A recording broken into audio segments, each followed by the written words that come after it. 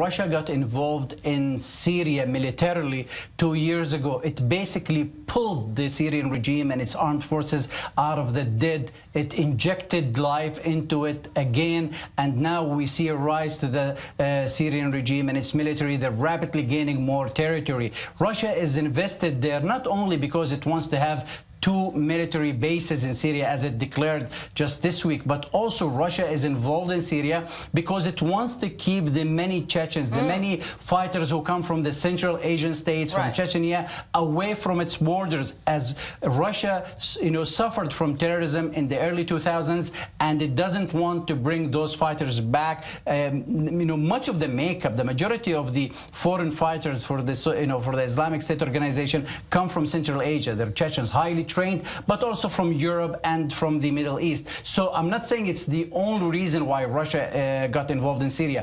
Obviously, Russia is much, has ambitions in the Middle East, and it wants to keep its military bases near the warm waters of the Mediterranean.